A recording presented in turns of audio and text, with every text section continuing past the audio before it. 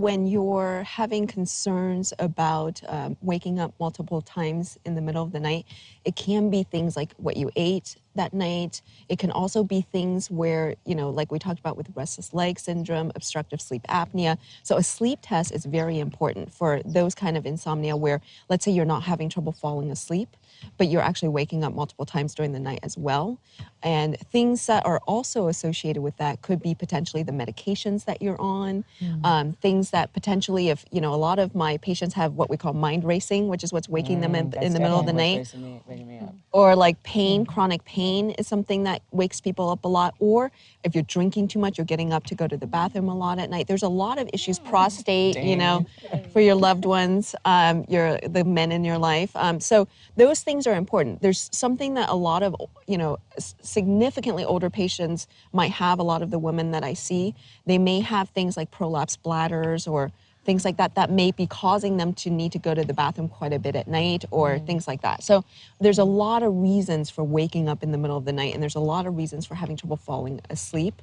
And so those things need to be evaluated. A sleep study is a great first way to go, getting your labs checked, talking to a doctor really about what your common symptoms are, because we can tend to be able to pick up the other symptoms or ask you questions that will lead us to know about things like the prolapsed bladders that you may not be, you know, knowing to ask about, or whether your magnesium, calcium might be low, whether it's the foods that you're eating at night. It might be heartburn that's waking you up in the middle of the night, you know, things like that, that you're not necessarily thinking is affecting your sleep. So that's something that I think is important. So see the doctor, get the sleep study, make sure that the foods that you're eating in the middle of the night is right before bedtime isn't too much or it's going to cause heartburn. And a lot of people where you're high stress during the daytime, they're what we call like high flyers. And so if you're more hyperactive during the daytime, you're more anxious, you're more stressed, it takes you longer to kind of land to be able to go to sleep. You don't go from being wired to passed out and able to sleep, you know, with it, it's like crash landing. So I usually talk to my patients about the fact that if you are somebody who's more stressed during the daytime, to really allow yourself a good chunk of time to kind of turn off the TV and the work and the emails and all that stuff and allow yourself to kind of drift into a relaxed state to go to sleep.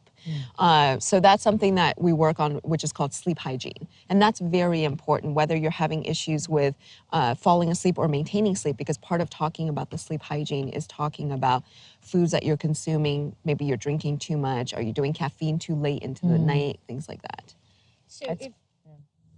So if, for example, somebody didn't have insurance and couldn't afford to go to a doctor, would the best thing to do is change their diet, or what would be the I would say sleep hygiene is important. So a couple things to really focus on for sleep hygiene is make sure that you're not overstimulating yourself right before bed, like watching like, you know, a murder mystery drama on TV or the news that really gets you upset, or reading a book that gets you riled up, or you're doing work. A lot of my patients will say they'll do stressed work emails right up to the point where they're going to sleep, and that's not going to get you comfortable to go to bed. Making sure that you're part of that sleep hygiene regimen is noticing what foods and drinks might keep you up at night.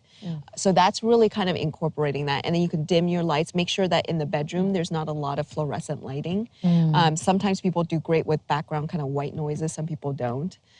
Making sure that you don't necessarily, you know, have TV going on. They always say if you're really having trouble sleeping, the bed should be only for sex and sleep. That's it. You don't. You're not in bed doing work. You're not in bed reading. You know, a lot of those things are. Yeah, because a lot of times your body ends up thinking. Your body starts to. At least you have options. How about that? Right? You got two options, right? Yeah, it's wonderful. Yeah. So definitely, you know, trying to make that bed sacred for those two things, and that's it. So you don't equate being awake in bed for your body's physiology to link that being in bed with, you know, doing awake activities. And there you have it.